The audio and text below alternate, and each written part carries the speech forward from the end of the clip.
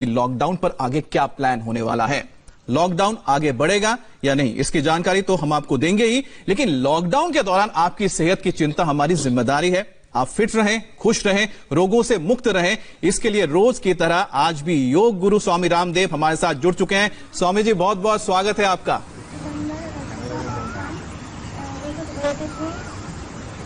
नमस्ते अमित जी, आपको भी और बहन मीनाक्षी जी को भी, और आस्था चैनल के माध्यम से तो मैं पहले योग सिखाता हूं सुबह 5 बजे से, लेकिन इंडिया टीवी के माध्यम से करोड़ों लोग मेरे साथ हर रोज जुड़ चुके हैं और वो अपने अलग अलग बीमारियों का इलाज कर रहे हैं और हमारे साथ योग कर रहे हैं। और मीनाक्षी भी हमारे साथ जुड़ चुकी है, आपकी बड़ी शिक्षा हो चुकी है ये।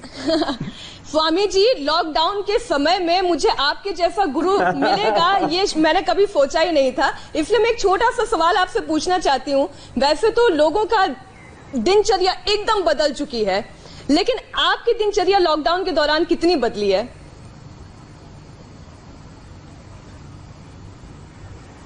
बहन, मैं आजकल थोड़ा जल्दी सोने लग गया हूं। पहले मुझे लोग 11-12 बजे तक सोने नहीं देते थे, तो मुझे सुबह 5 बजे कभी 4 बजे उठना पड़ता था। अब मैं 4 बजे से पहले उठने लग गया हूं और मैं 5 बजे से योग कराना शुरू कर देता हूं। सबसे पहले ध्यान कराता हूं, फिर अलग अलग प्रकार के योगाभ्यास कराता हूं और फिर आंवला एलोवेरा जूस सुबह उठते ही पीता हूं। और एलोवेरा अभी इंडिया टीवी के प्रोग्राम से पहले पी लेता हूं और 18 घंटे काम करता हूं। टीवी प्रोग्रामों के अलावा जो पतंजलि एसेंशियल प्रोडक्ट बनाता है, रुचिसो एसेंशियल प्रोडक्ट बनाता है, करीब 5 लाख प्रोडक्शन कैपेसिटी है हमारी, उसका पूरा यूज करें और करीब 2 लाख लोग इस सेवा में लगे एसेंशियल प्रोडक्ट उपलब्ध कराने में। और करीब हमारे 2 लाख हमारे योगी कार्यकर्ता लोगों को योग की इंस्पिरेशन प्रेरणा देने में लगे, उन सबको संभालता हूं। तो 18 घंटे योग करता हूं। स्वामी जी, आप जो अपने दिनचर्या बता रहे हैं उससे ही इंडिया टीवी के सभी दर्शकों को सीख ले लेनी चाहिए कि भले ही आप बाहर नहीं जा पा रहे हो, लेकिन करने के लिए बहुत कुछ ऐसा है जो आप घर पर रहकर कर सकते हैं, जिसमें से पहली बात तो यही है कि आप हमारे साथ योग कर सकते हैं। स्वामी जी, आपको बता दें कि आज का दिन बहुत अहम है, क्योंकि अब से थोड़ी देर बाद प्रधानमंत्री मोदी जो तमाम मुख्यमंत्री हैं देश के, उनके साथ वीडियो कॉन्फ्रेंसिंग में चर्चा होगी और हो सकता है उस पर बात हो कि जो लॉकडाउन है उसको बढ़ाना चाहिए या नहीं होना चाहिए। लेकिन आपका क्या कहना है कि क्या कोरोना पर रोकथाम के लिए इसे आगे बढ़ाना जाया जाना चाहिए या फिर अभी तक ही ठीक है? मैंने खुद भी पीएमओ से बात की, अमित शाह जी से भी बात की है और ये कहा है कि इसको चरणबद्ध तरीके से फेज वाइज कम करना चाहिए। जिन जिलों के अंदर, जिन तहसीलों में एक भी कोरोना का कोई रोगी नहीं है, उनको लॉकडाउन करने का फिर कोई मतलब नहीं रह जाएगा। उनको सील करके और बाहर, वहां के लोग बाहर ना जाए, बाहर के लोग वहां अंदर ना जाए। इस तरह से वहां जो भी एक्टिविटीज हो रही है, चाहे एग्रीकल्चर की है, चाहे इंडस्ट्री की है, चाहे एजुकेशन की है, उन एक्टिविटीज को वहां पर चालू किया जाए। अब जिस जिले में एक भी कोई कोरोना का रोगी नहीं है, वहां पूरे जिले को अब बंद करने से कोई मतलब नहीं रह जाएगा। दूसरी बात, इसके अलावा जो पूरे रेसिडेंशियल स्कूल्स हैं या कॉलेज यूनिवर्सिटी, जहां पर 1000-2000 बच्चे वहीं पर रह गए थे लॉकडाउन के दौरान, हमारे यहां पर भी है, तो उनको भी पढ़ाने की अनुमति दी जाए, क्लासेज की अनुमति दी जाए, क्योंकि करीब 1 से 2 महीने के अंदर वहां कोई बाहर का व्यक्ति अंदर नहीं गया, अंदर का बाहर नहीं गया, तो वहां संक्रमण होने की कोई संभावना नहीं है। तो ऐसे, और खास करके खेतों में जो लोग काम कर रहे हैं उनकी फसलें बर्बाद ना हो, इसके लिए उनको काम करने की अनुमति देने के साथ साथ जो मशीनें हैं, खास करके पंजाब की ओर से मशीनों का मूवमेंट होता था, उसको शुरू करना चाहिए। ये किसानों के लिए भी कुछ खास कदम, और मंडियों में कोई सामान नहीं आ पा रहा है, किसानों की फसलें नहीं आ पा रही हैं, तो मंडियों में भी सावधानी पूर्वक मंडी की बात कर रही है, तो इसलिए मैं एक तस्वीर जो है वो आपके सामने रखूंगी। पूरी दुनिया को ये पता है स्वामी जी कि कोरोना कितना बड़ा खतरा है। अपील कर करके आप थक गए हैं, हम लगातार बोलते जा रहे हैं, प्यार से समझा लिया, मना कर देख लिया, लेकिन कुछ लोग हैं कि लॉकडाउन को मानने के लिए तैयार नहीं है। स्वामी जी, गाजियाबाद की सब्जी मंडी से आज जो तस्वीर आई है वो आपको मैं दिखा रही हूँ। सुबह सुबह सब्जी लेने वाले लोगों की ऐसी भीड़ लगी है कि आप दंग रह जाएंगे। जानलेवा खतरे की परवाह किए बिना, आलू प्याज की उन्हें चिंता है, खाने की चिंता है, घर में दाल है, उनसे इनका गुजारा नहीं चलता। मंडी की भीड़, इसमें 2 बातें हैं।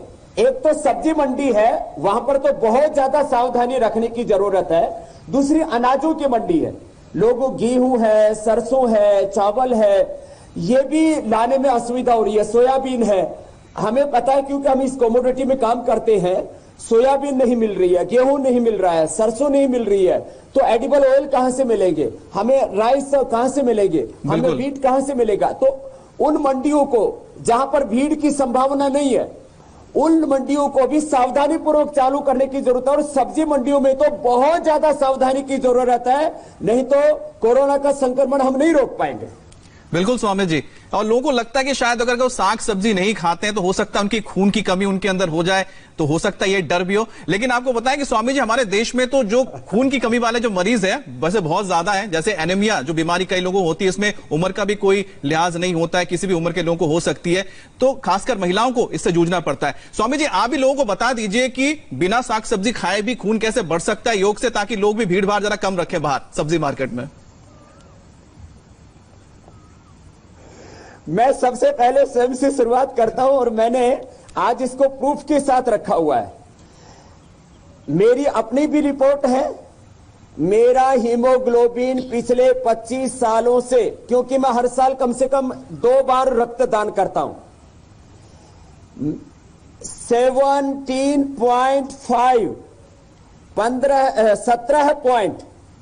17.5 मेरा हीमोग्लोबिन है। और मैं 1 कटोरी सब्जी खाता हूं, 1 कटोरी दाल खाता हूं, 1 रोटी खाता हूं, वो भी 18 साल तक नहीं खाई थी यद्यपि, 1 गिलास दूध या 1 कटोरी दही लेता हूं। ये मेरी डाइट है। और हीमोग्लोबिन मैंने अपना बता दिया। मेरे अंदर vitamin D, vitamin B12, cholesterol, BP, sugar, weight मेरा 67 kg वेट है जो आप देख रहे हैं। स्वामी जी, आप अपना 17.5 बता रहे हैं, मुझे तो शक है मेरा तो शायद 11 भी नहीं होगा। नहीं 11 होगा जरूर मीनाक्षी, नहीं तो बैठ नहीं पाती तुम यहाँ। इतना योग भी नहीं कर पाती बाबा के महिलाओं के अंदर स्वामी जी ये बहुत नॉर्मल है। आपका 10 से कम नहीं है। मैं बता रहा हूँ, एक एग्जाम्पल दे रहा हूँ मीनाक्षी जी आपको। जी। क्योंकि आज मुझे हीमोग्लोबिन के बारे में बताना था, तो एक बेटी हमारे यहीं पर पढ़ती है, इसका नाम नीतिका है, ये मेरे बाईं तरफ बैठी हुई है और इसकी रिपोर्ट मेरे पास में है। मैं ये रिपोर्ट के साथ इस बेटी का लाइव एग्जांपल दे रहा हूं। 1 महीने पहले इसका हीमोग्लोबिन 5.5 था जो आप बता रहे हैं। मैं कैमरेमैन से बोलूंगा फोकस करें। ये 9वें महीने की रिपोर्ट है, पिछले साल की 2019 की, और 5.5 इसका हीमोग्लोबिन है। बाकी भी सारी रिपोर्ट इसकी साथ में है। और अब अगली रिपोर्ट आपको मैं दिखाता हूं। इसने 1 महीने तक योगाभ्यास किया, खाली चुकंदर खाया, 2 चुकंदर खाती थी और 1-1 कटोरी अनार लेती थी, और भस्त्रिका, कपालभाति, अनुलोम विलोम, प्राणायाम करती थी। 10.2 हो गया। चमत्कार है स्वामी जी, ये तो चमत्कार है। ये 1 महीने की बात की रिपोर्ट है।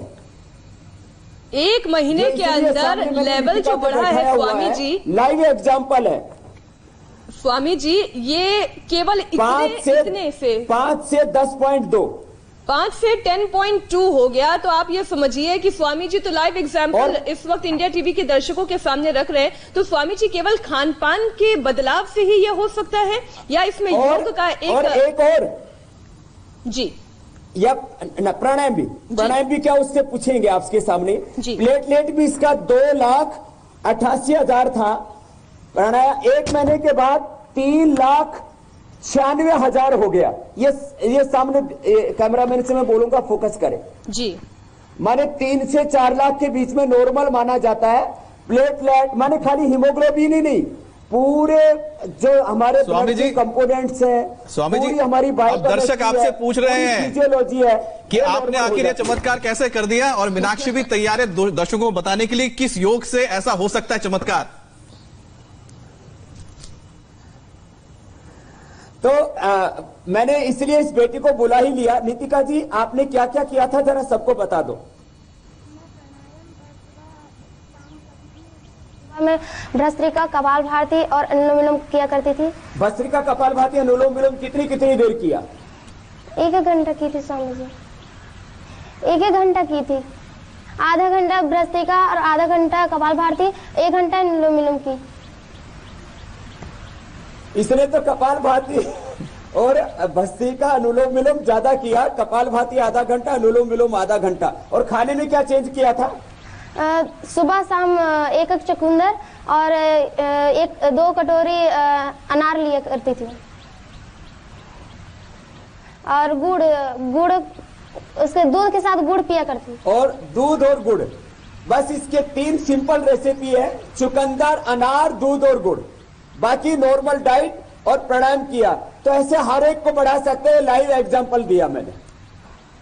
स्वामी जी, क्यों ना हम अनुलोम विलोम प्राणायाम से ही शुरुआत कर लेते हैं आज के योग अभ्यास की, क्योंकि जो दर्शक इस वक्त इनको देख रहे हैं, जो आपकी शिष्यां हैं, इनसे सीख लेने की कोशिश करेंगे कि किस तरीके से अपने अंदर एनीमिया अगर है तो वो खत्म करें और कपालभाति, अनुलोम विलोम, ये 3 प्राणायाम तो सबको करने ही चाहिए जी।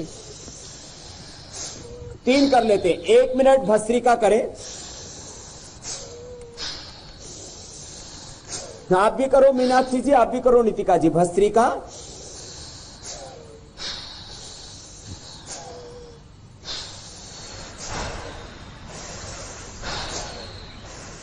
हीमोग्लोबिन बनता कहां है? हीमोग्लोबिन हमारी हड्डी के अंदर बनता है। हड्डी के अंदर बोन मेरो में जो ज्वाइंट होते हैं यहां बनता है, ये यहां।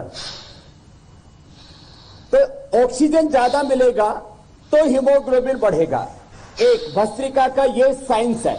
दूसरा कपालभाति, लीवर से कुछ एंजाइम्स पैदा होते हैं, कुछ किडनी से हार्मोन्स पैदा होते हैं, वो हमारे बोन मेरो के अंदर हीमोग्लोबिन को बढ़ाते हैं। और लीवर से आयरन से लेकर के क्लोरोफिल से लेकर के कुछ पोषक तत्व होते हैं, वो एब्जॉर्ब होंगे तो हीमोग्लोबिन मिलेगा, बढ़ेगा। तो कपालभाति करें। अब दूसरा ही कपालभाति है। तो भस्त्रिका, कपालभाति, अनुलोम विलोम से कैसे हीमोग्लोबिन बढ़ता है, इसका मैकेनिज्म मैंने बताया है। और स्वामी जी, लॉकडाउन में अगर ये तमाम चीजें ना मिले खाने को, तब क्या करें? कम से कम 10-15 मिनट करें। तो मैंने बताया आपको, बिना चुकंदर खाए, मैं चुकंदर नहीं खाता, अभी भी नहीं खाता हूं, कभी मिल जाता है तो खा लेता हूं। चुकंदर खाने से किसी का गला पकड़ लेता है कच्चा खाने से, तो उसको थोड़ा स्टीम करके खा सकते हैं। ना मिले तो मैंने बिना अनार खाए, बिना चुकंदर खाए अपना हीमोग्लोबिन 17.5 मेंटेन रखा हुआ है। जिनको मिल जाए वो अच्छी बात है। दूध में बिना गुड़ खाए, तो नहीं तो 3 चीजें ले सकते, बिल्कुल सिंपल है। नहीं तो आंवला, एलोवेरा, वीटग्रास, हरी सब्जियां जो मिले वही खा ले। तो वो लोग जो सब्जी मंडी में इतनी भीड़ लगा रहे हैं, जरा स्वामी जी को बहुत ध्यान से सुने। वो कह रहे हैं उन्होंने चुकंदर नहीं खाया, तब भी उनका हीमोग्लोबिन 17.5 है। उन्होंने, ऐसा नहीं है कि केवल साग सब्जी खाने पर ध्यान दिया हो, उन्होंने एक संयमित जीवन जिया है, और वही आपको भी करने की जरूरत है। तो कपालभाति और मीनाक्षी जी अनुलोम विलोम ये सब करें, जो सामान्य डाइट मिलते हैं उसी से हीमोग्लोबिन बढ़ जाएगा। और एक खास बात और बताना चाहता हूं, जितनी भी डेफिशिएंसीज है, कैल्शियम की डेफिशिएंसी, विटामिन की डेफिशिएंसी, प्रोटीन की डेफिशिएंसी, जो भी डेफिशिएंसी है वो कपालभाति से जो खाना खाएंगे। हमारे एक बात बोली जाती है, आपने क्या खाया ये ज्यादा महत्वपूर्ण नहीं है, आपने कितना पचाया ये ज्यादा महत्वपूर्ण है। तो कपालभाति से खाया पिया अब पचा लेंगे, ये खास बात है। और कपालभाति से पूरा आप एब्जॉर्ब हो जाएगा जो भी पोषक तत्व है, और अनुलोम विलोम से पूरा ऑक्सीजनेशन हो जाएगा बॉडी में। ऑक्सीजनेशन बहुत इंपॉर्टेंट है। Low oxygen supply, this is the main cause of all diseases. तो कपालभाति के साथ ही अनुलोम विलोम भी जरूर करें सब। आप भी कीजिए मीनाक्षी जी, नितिका जी आप भी अनुलोम विलोम कीजिए, और आप भी कर लो अमित भाई, आप खाली बैठे बैठे भाषण ही झाड़ते रहते हैं। स्वामी जी काम ही ऐसा दिया है कि मैं बस आप लोगों को सुन रहा हूँ और सीख रहा हूँ, लेकिन आपके कहने पे जरूर करूंगा। एंकरिंग में दिक्कत नहीं आएगी अनुलोम विलोम करते समय। रजत शर्मा जी को कोई शिकायत नहीं होगी अमित जी से, बल्कि एंकरिंग अच्छी कर पाओगे, अच्छी हेडलाइंस दे पाओगे, अच्छी आपकी वोकेबलरी पैदा हो जाएगी। मैं अच्छी एंकरिंग भी कर सकता हूँ अमित जी। स्वामी जी उसका तो कोई तोड़ ही नहीं है, आप तो सब कर सकते हैं। मैंने कहा आप सुपर ह्यूमन है। स्वामी जी हम दोनों चुप हो जाएं तो आप पूरा कार्यक्रम संभाल सकते हैं। इसलिए मैं कहता हूँ योग करोगे तो सब काम अच्छे कर पाओगे, एंकरिंग भी अच्छे कर पाओगे, खेती बिजनेस व्यापार भी अच्छा कर पाओगे, बिजनेस भी अच्छा चला पाओगे।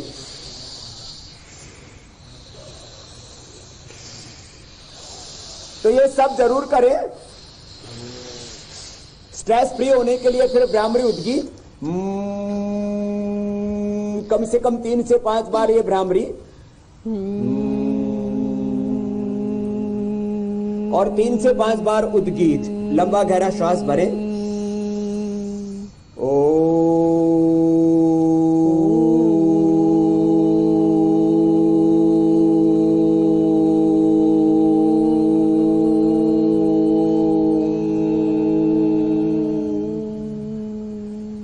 ये 3 से 5 बार करना जरूरी है मीनाक्षी जी। और एक खास बात बताना चाहता हूं, जिनको हीमोग्लोबिन बढ़ाना है उनका लीवर और उनकी किडनी भी अच्छी होनी जरूरी है। और हमने कल प्रॉमिस किया था इंडिया टीवी के दर्शकों से, किसी का लीवर कमजोर है, किसी की किडनी कमजोर है, और लीवर किडनी की कमजोरी की कोई एलोपैथी में दवाई नहीं, जैसे कोरोना की कोई दवाई नहीं है।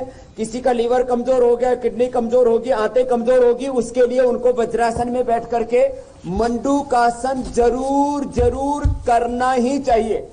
तो कम से कम 2 आसन, एक मंडूकासन और एक उत्तान पादासन, ये 2 आसन तो सबको करने चाहिए जिनका हीमोग्लोबिन लो है, जिनमें किसी भी प्रकार के विटामिन न्यूट्रिएंट्स की डेफिशिएंसी है।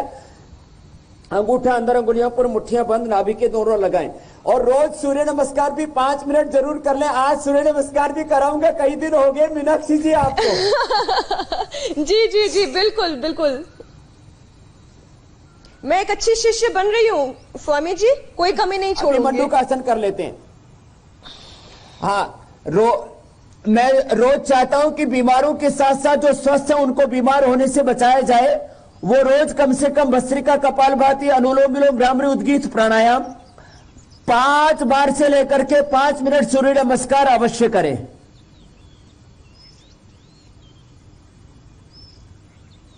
श्वास बाहर छोड़ करके आगे झुक जाते हैं। इससे लीवर, स्प्लीन, इंटेस्टाइन, किडनी अच्छे हो जाते हैं। और जिसका लीवर, जिसकी आंतें, जिसकी किडनी अच्छी होगी उसको हीमोग्लोबिन कम नहीं रहेगा और किसी प्रकार की कोई डेफिशिएंसी नहीं होगी।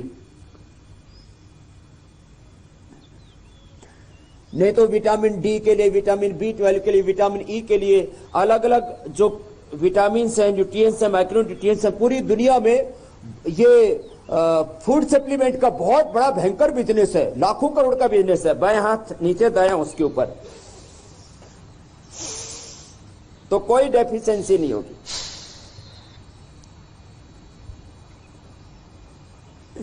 ये मंडूकासन 2 तरह से, ये बहुत जरूरी है सबके लिए, सब कर ले daily life. If you deny yoga in daily life then disease will be enter in your life.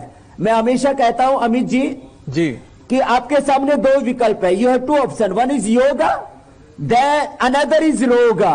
तो मैं थोड़ा एक मजाक वाली इंग्लिश बोलता हूं जी। If you are not doing yoga then disease will be, रोगा विल बी होगा।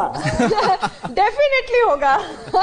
लेकिन स्वामी जी अगर आप हमारे साथ होगा तो फिर ये रोग नहीं होगा, सिर्फ योगा होगा। तो रोग नहीं तो रोग, योग नहीं तो रोग होगा। और जो इंडिया टीवी पर योग करेगा उसको कोई रोग नहीं होगा। ये उत्तान पादासन भी बहुत जरूरी है मीनाक्षी जी, आप भी कर लीजिए। और रोज सुबह एंकरिंग करने से आने से पहले आप ही अमित जी करके आया करो, नहीं तो पता नहीं रास्ते में आप कहीं से कोरोना लेकर के नहीं आ जाए। इसलिए सुबह रोज प्राणायाम सूर्य नमस्कार करके आया करो। रास्ते में कोई 2-4 कोरोना प्रवेश भी कर गए तो शरीर अपने आप उसको खत्म कर लेगा। स्वामी जी, परमाणु से ज्यादा खतरा कोरोना के जीवाणु का है। स्वामी जी तो ये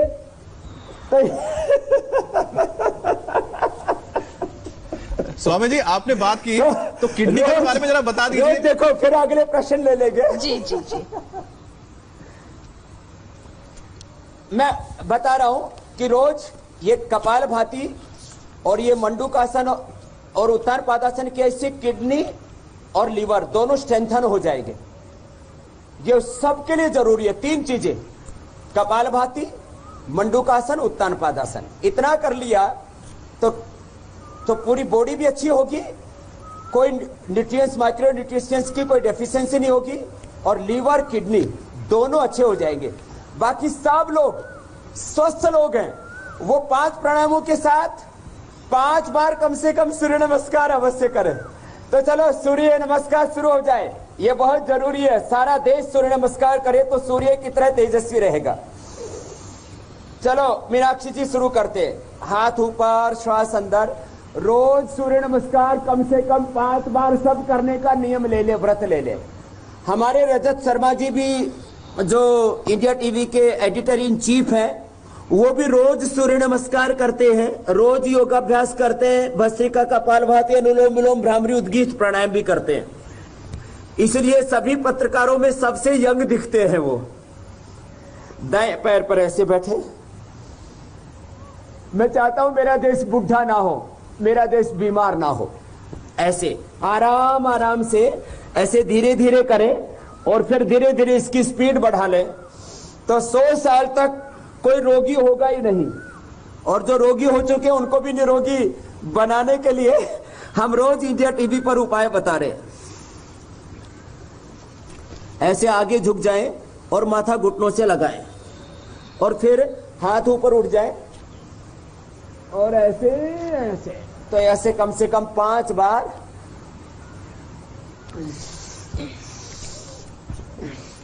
ये सूर्य नमस्कार अवश्य करें। ऐसे तो ये सूर्य नमस्कार 5 बार से शुरू करके और 5 मिनट तक करना चाहिए। मैं रोज 5 मिनट करता हूं और मेरी स्पीड थोड़ी तेज होती है तो मैं ऐसे 50 बार कर लेता हूं और मैं ऐसे ही रहूंगा 100 साल तक जैसे आपको अभी दिख रहा हूं। तो मैं चाहता हूं मेरा पूरा देश जवान रहे, बलवान रहे। तो ये सब ऐसे करे और जो जवान है वो थोड़ा ऐसे, एक तो ये दंड बैठक, ऐसे बैठक की। और चलो मीनाक्षी जी आपके पहले तो कलाइयों में थोड़ा दर्द हो गया था, आज थोड़ा सा उसको मेंटेन कर देता हूं। 10 बार ऐसे कर लेना। जो स्वामी जी जितना फिट हो वो तो तेजी से कर ले और जो मेरे जैसा हो वो आराम आराम से करे। लेकिन मीनाक्षी भी मजबूत हो गई, अब बेहतरीन ढंग से कर रही है। योगा ने मुझे मजबूत बना दिया है। एक सेट कम से कम 10 बार का और ऐसे 3 सेट कर लिए या 4-5 सेट कर लिए तो 40-50 बार कर लेंगे। और स्वामी जी आपको देखते हुए हमारे दर्शकों के कुछ सवाल भी आ गए हैं जो किडनी से जुड़े हुए हैं। तेजराम गुप्ता हैं, वो पूछ रहे हैं कि क्या किडनी अगर फेल होती है या फिर होने की कोई आशंका होती तो उससे बचा जा सकता है योग के जरिए। इसके साथ ही डीएन तिवारी हैं जो पटना हाईकोर्ट में वकील है, उन्होंने ये पूछा है कि पॉलिसिस्टिक जो किडनी के लिए क्या योग करना चाहिए या फिर कोई आसन है। और एक और सवाल ले लेता हूं, सुनील कुमार जी ने भेजा है, उनका कहना है कि अगर किडनी के मरीज यूरिक एसिड को कम करने के लिए क्या कर सकते हैं, गोवर्धन अर्क लिया जा सकता है क्या? जरूर जरूर। देखो, पॉलीसिस्टिक किडनी और पॉलीसिस्टिक ओवरीज, कल मैं दूसरा भी आपको एक प्रूफ के साथ, रिपोर्ट के साथ ही आदमी बैठाऊंगा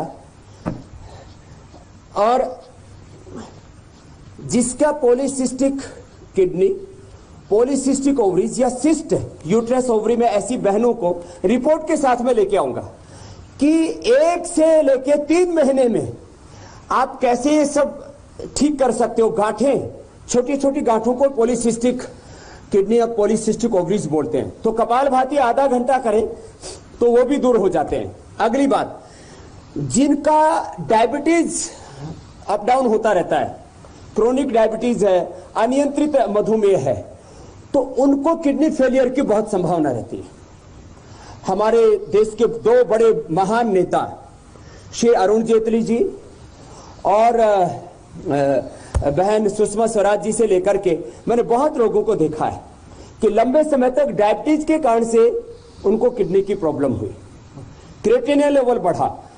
दुनिया के सभी लोग ध्यान से सुन लें, जिनको डायबिटीज है लंबे समय से, उनके क्रिएटिनिन लेवल बढ़ने की, उनको आंखों की समस्या आने की, न्यूरो प्रॉब्लम्स, और ज्यादा ध्यान नहीं दिया तो गैंग्रीन, और फिर नर्वस सिस्टम की कमजोरी, ये आम बात है।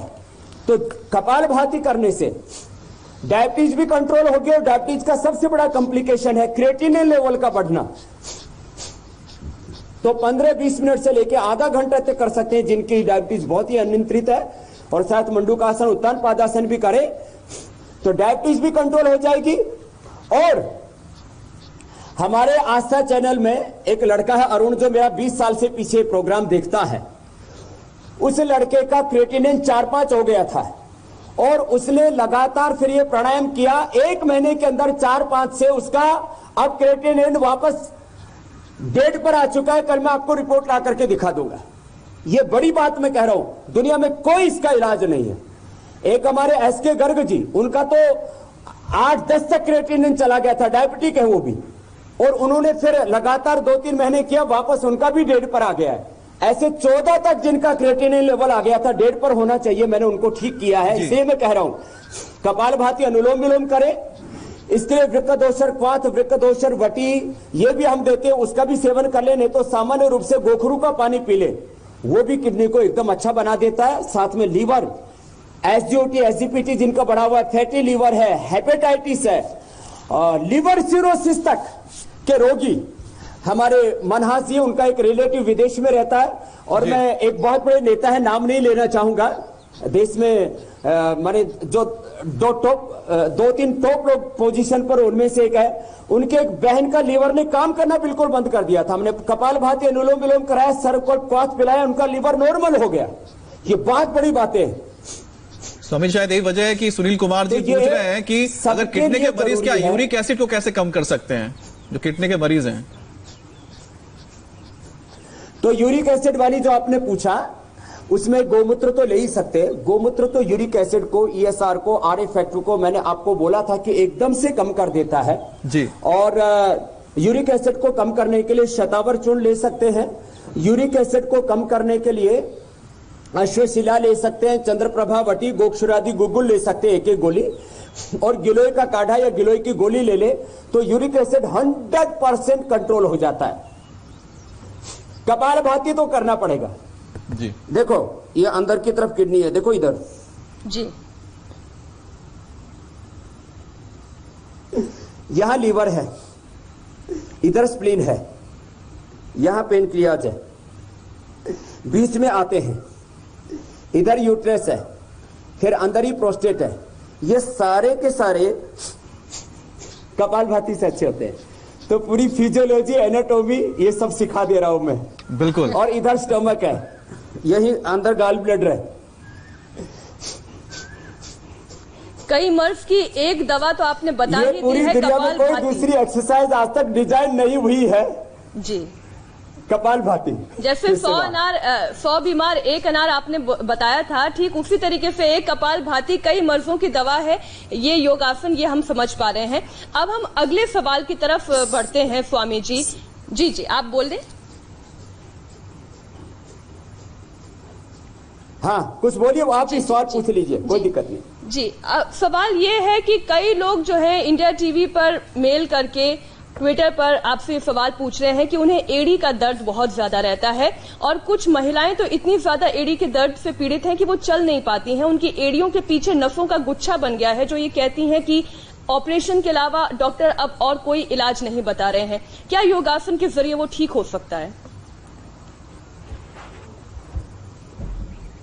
2-3 प्रॉब्लम्स आती है। एक तो एड़ी में दर्द होता है, इसके लिए तो बहुत अच्छा है, मेरे पास इसके पूरी प्रूफ है।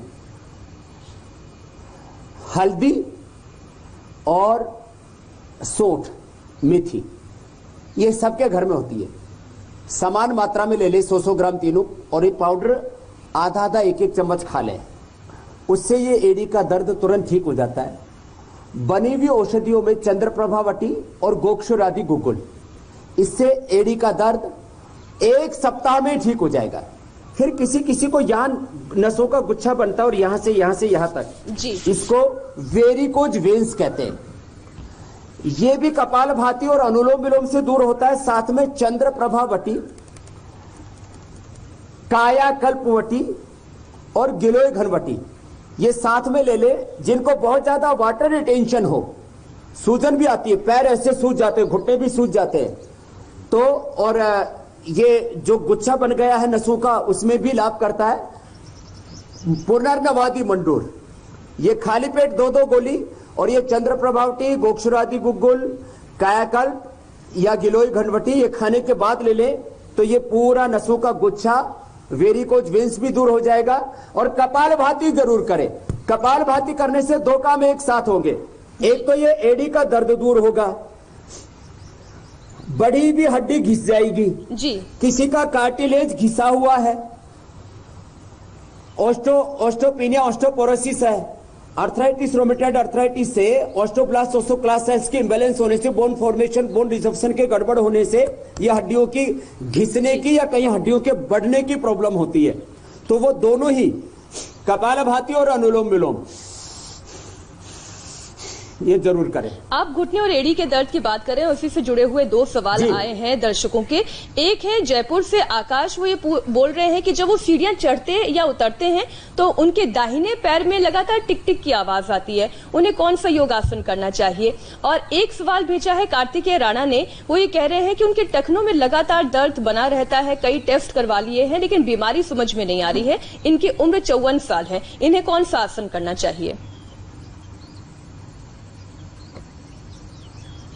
देखिए, जो पैर में टिक टिक करके दर्द होता है, यहां से भी हो सकता है, यहां से भी, पूरे पैर में, इधर से भी हो सकता है, आगे से भी हो सकता है। जिसको भी किसी को ये दर्द हो, वो एक तो कपालभाति, अनुलोम विलोम, प्राणायाम करे, एक ये 4 आसन कर ले। ये उष्ट्रासन जो हम रोज बताते हैं, इससे पूरा ब्लड का सर्कुलेशन पैर से लेकर के, पैर कमर से लेकर के एड़ी तक पूरा अच्छा हो जाएगा। एक ये भुजंगासन, ये वाला, और चंद्रप्रभावटी और त्रयोदशा गुग्गल ले ले, एक पीछे से उठाने वाला ये वाला, और सीधे लेट करके मरकट आसन वाला, ये अभ्यास जरूर करें। तो ये ऐसे करने से पूरा उनका कमर का दर्द पूरा अच्छा हो जाएगा। मरकट आसन के 3 अभ्यास है, उसका ये अगला अभ्यास भी ऐसे भी कर सकते हैं, जिससे जितना बन पाए। तो ये मरकट आसन करने से ये पूरा कमर का दर्द, ये पैर के अंदर तक का दर्द जो चलता है, पीछे साइटिका पेन, गिरधृषि उसको बोलते हैं, तो ये पूरा अच्छा हो जाएगा। जिनको घुटने में दर्द है, अब उसके लिए एक तो मैंने बोला था, गोमूत्र खाली पेट पी ले, वातारी चूर्ण ले ले जी, चंद्रप्रभावटी ले ले, या सिंपल गिलोय पूरे देश में होती है, कोरोना के लिए मैंने बताई है। गिलोय, एलोवेरा, हार श्रृंगार या पारिजात का काढ़ा पी ले तो 100% घुटने का दर्द अच्छा हो जाता है। और जो मैं अभी पहले एड़ी के दर्द के लिए बता रहा था, वही हल्दी मेथी सूंठ खाते हैं तो उससे भी घुटने का दर्द अच्छा हो रहा है। तो दूध में अश्वशिला कैप्सूल, अश्वगंधा कैप्सूल या दूध में हल्दी भी लेते हैं तो घुटने का दर्द अच्छा हो जाएगा। स्वामी जी, कई बार स्कूल में होता था कि जो बच्चा अच्छा पढ़ाई नहीं करता था, कई बार हमें भी सुनने को मिला घर वालों से कि तुम्हारा दिमाग क्या घुटने में रहता है। तो अगर किसी का दिमाग घुटने में है, वो तो अब ठीक हो जाएगा, उसका चलने लगेगा दिमाग, लेकिन जो दिमाग है उसको अगर ठीक रखना है तो क्या योग आसन करना पड़ता है। खासतौर पे जैसे कि हम सुनते हैं कि ब्रेन हैमरेज हो जाता है कई लोगों को, तो ऐसे में क्या, कैसे आप अपने दिमाग को चुस्त और दुरुस्त रख सकते हैं। देखो, यहां पर एक अखिलेश पंडित जी हैं, हरिद्वार में, हरिद्वार के पुराने पंडित हैं, और उनको पैरालिसिस हो गया।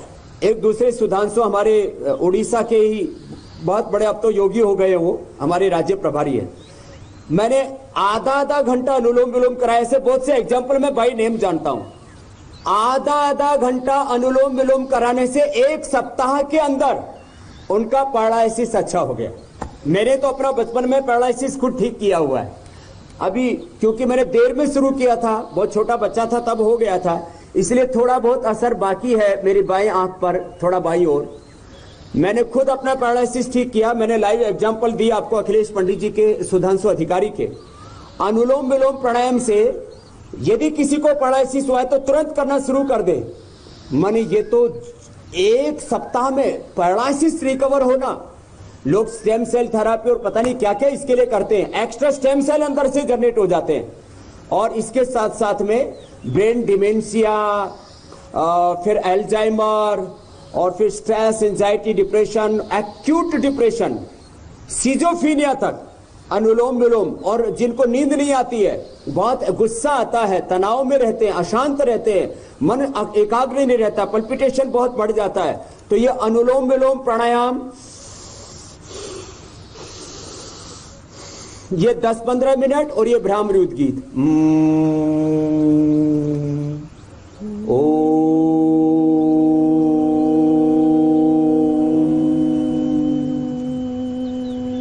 ये 3 तो डेली लाइफ में करने ही चाहिए।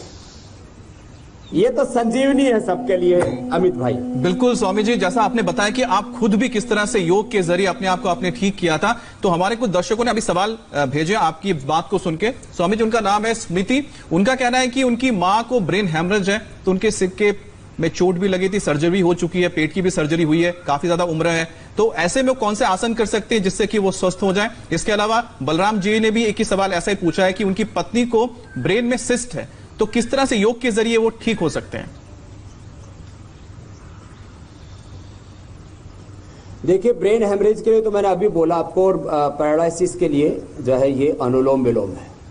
वो खुद ना कर पाए तो उनकी बेटी उनके साथ खड़ी होकर के ऐसे 5 सेकंड एक नाक के हाथ लगा दे, फिर 5 सेकंड दूसरे हाथ के ऐसे नाक के हाथ लगा दे, क्योंकि जो दोनों हाथ भी ना काम करते हो तो दूसरा मदद करके करवा सकता है। जहां तक आपने ब्रेन में सिस्ट होने की बात की है, क्योंकि ये जो ब्रेन हेमरेज हो जाता, पैरालिसिस हो जाता, तो कोई आसन विशेष नहीं कर पाते, तो सूक्ष्म व्यायाम जो हम बार बार बताते हैं, ये सूक्ष्म व्यायाम ही करें और प्राणायाम करें, उसी से ही ब्रेन हेमरेज और तमाम तरह के पैरालिसिस और इन चीजों को दूर कर सकते हैं। ये सूक्ष्म व्यायाम, प्राणायाम, ये सबके लिए संजीवनी का काम करेंगे।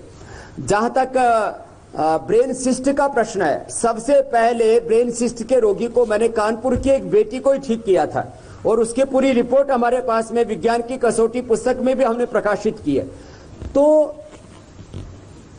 माने पिट्यूटरी ग्लैंड में सिस्ट हो गई थी, उसको हमने कपालभाति, अनुलोम विलोम, ये 2 प्राणायाम करवाइए आधा घंटे, और सुबह खाली पेट 2 ग्राम हल्दी, सुबह खाली पेट 2 ग्राम हल्दी के साथ साथ वृद्धि बाधिका बटी 2-2 गोली, काचनार गुग्गुल 2-2 गोली खिलाया। और इसमें आयुर्वेद की एक बहुत अच्छी औषध होती है, शिला सिंदूर 4 ग्राम, प्रवाल पिष्टी 10 ग्राम। इसके लिए मैं आपसे कहूंगा, ये जो औषधियां होती है हमारे पतंजलि चिकित्सालय आरोग्य केंद्र मेगा स्टोर है, वहां जाकर के ले लें, क्योंकि थोड़ा स्पेसिफिक इसमें मेडिसिन हो जाती है। तो शिला सिंदूर, प्रवाल पंचामृत या गोदंती मिला करके ये 60 पुड़िया बना करके सुबह शाम खिलाते हैं, तो 3 से लगभग 3 महीने के अंदर ब्रेन का सिस्ट भी खत्म हो जाता है। यदि कैंसरस होता था उसमें हीरक भस्म और ताम्र भस्म भी डालते हैं, तो बेनाइन और मैलिग्नेंट दोनों ही प्रकार के सिस्ट, चाहे ब्रेन में है, चाहे ब्रेस्ट में है, चाहे हाथों पैरों में है, किसी को लाइपोमा होता है वो भी ठीक हो जाता है। कोई भी गांठें हो, तन की गांठें और योग से मन के गांठें तक खुल जाती है। अमित जी, मीनाक्षी जी, बिल्कुल। स्वामी जी, आज आपने जो आसन बताए हैं, हम उम्मीद कर रहे हैं कि हमारे दर्शकों को इससे बहुत फायदा हो रहा होगा अगर वो ये आसन कर रहे हैं, और कई बीमारियों को वो घर बैठे मात दे सकते हैं। लेकिन कल जब स्वामी जी हम आपके साथ जुड़ेंगे तो एक बड़ा शो हम करेंगे, क्योंकि उसमें स्वामी रामदेव आप हमें उन योद्धाओं से मिलवाएंगे जिन्होंने कोरोना को मात दी है। क्या उसके पीछे थी योग की ताकत? ये एक बहुत महत्वपूर्ण सवाल है। योग की शक्ति कैसे कोरोना की संजीवनी बनी? इसमें एक बात बस कह करके बात आज पूरी करना चाहता हूं मीनाक्षी जी, कि हमारे 2 लक्ष्य हैं। एक तो कोरोना से संक्रमित होने से लोगों को बचाना, लॉकडाउन के दौरान घर में रहना, योगाभ्यास करना, अपनी इम्यूनिटी को बढ़ाना, और जो भी क्रोनिक डिजीज है उनको मेंटेन करना। जो लोग हॉस्पिटल में हैं उनको मौत से बचाना, डेथ रेट कम करना। हमें इटली की तरह, स्पेन की तरह, जर्मनी, अमेरिका की तरह लाशों के ढेर नहीं लगाने। तो मैं जितने भी अभिभावक घर में बैठे इंडिया टीवी देख रहे हैं उनसे कहूंगा, जो भी आपके परिजन, आपके बच्चे, आपके माता पिता, अभिभावक जो हॉस्पिटल में, उनको बोलिए हम कोई उनकी लाइफ में इंटरफेरेंस नहीं कर रहे हैं। उनको इतना ही बोल रहे हैं कि आप भस्त्रिका, अनुलोम विलोम, कपालभाति, भ्रामरी, उद्गीत, सिंपल एक्सरसाइज उनको करने के लिए एडवाइस कीजिए। मैं इसलिए कल लोगों को मिला रहा हूं, आपसे मैं रोहित दत्ता को मिलाऊंगा, मैं अभिषेक जी को मिलाऊंगा। एक और राजस्थान के पाली के भाई हैं, रोहित दत्ता हमारे दिल्ली के ही हैं, जो पहले कोरोना के रोगी हैं दिल्ली के, और अभिषेक जो ग्वालियर से हैं, और राजस्थान से माधो सिंह पुरोहित हैं, राज पुरोहित। स्वामी जी तो नाम उन्होंने जो बता रहे हैं, उनकी तस्वीरें हॉस्पिटल में रह करके प्राणायाम किया और 7 दिन के अंदर कोरोना पर विजय पाई है, और ये अपने आप में उन्होंने नेगेटिव कर लिया अपना। जी, इस रविवार को, इसलिए यानी कल, कोरोना के विजेताओं के साथ हमारा सुपर स्पेशल शो सुबह 7:57 पर देखना ना भूलिएगा। हमारे साथ जुड़िएगा कोरोना की जंग बाबा रामदेव के संग। तो स्वामी जी बहुत बहुत शुक्रिया, आप हमारे साथ जुड़े। मीनाक्षी भी हमारे साथ जुड़ी है। स्वामी जी, आपको यह भी बात बता दें कि अमेरिका में जो एक कंपनी है जिन्होंने ऐप बनाया है, मेडिटेशन का ऐप, और उसके जरिए जो एसेंशियल वर्कर्स हैं, जो लोग काम कर रहे हैं, डॉक्टर्स हैं, उनकी मदद कर रहे हैं। उम्मीद करते हैं आपके तरफ से कुछ ना कुछ ऐसा मिलेगा इन लोगों को मेडिटेशन के लिए। बहुत बहुत शुक्रिया आपका स्वामी जी। नमस्ते। तो अभी रुकते हैं एक ब्रेक के लिए। ब्रेक के बाद आपको बताएंगे लॉकडाउन को बढ़ाने पर प्रधानमंत्री मोदी आज क्या फैसला लेने वाले हैं।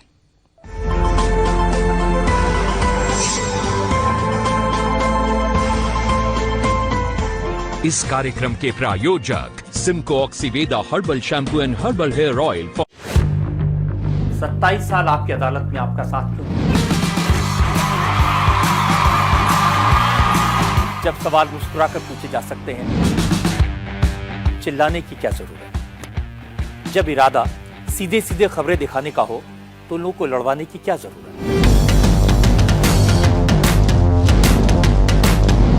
इसीलिए मैंने इंडिया टीवी पर इन सारी बातों को ध्यान रखा। खबरों में, कमेंट्स में, सवालों में न किसी को बनाने की नियत, न किसी को गिराने की कोशिश।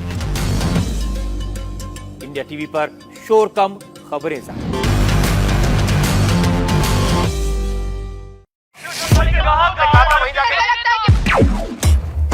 मैं सबसे कहता हूं, इतना मत चिल्लाओ, अपनी नहीं जनता की आवाज उठाओ। जब सवाल मुस्कुराकर पूछे जा सकते हैं तो चिल्लाने की क्या जरूरत? इंडिया टीवी पर शोर कम, खबरें ज्यादा।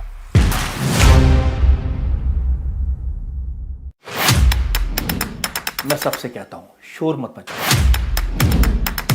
खबरें दिखाओ।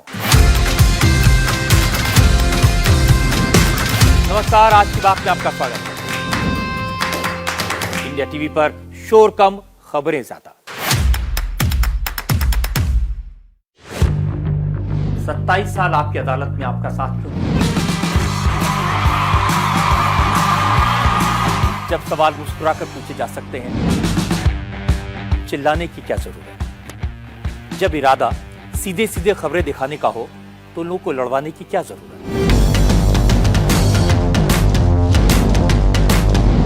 इसीलिए मैंने इंडिया टीवी पर इन सारी बातों को ध्यान रखा। खबरों में, कमेंट्स में, सवालों में न किसी को बनाने की नियत, न किसी को गिराने की कोशिश।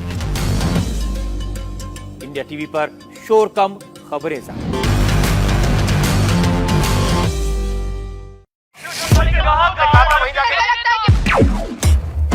मैं सबसे कहता हूं, इतना मत चिल्लाओ, अपनी नहीं जनता की आवाज उठाओ।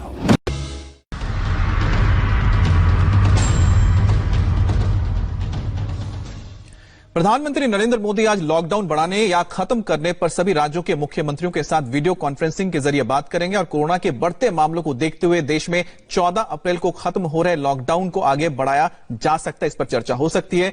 कई राज्य इस पर अपना काम भी कर चुके हैं, यानी कि पंजाब और ओडिशा पहले ही लॉकडाउन की अवधि बढ़ा चुके हैं। अब ऐसे में देखना होगा आज जब वीडियो कॉन्फ्रेंसिंग होगी उस वक्त क्या यहां पर चर्चा होती है और क्या सहमति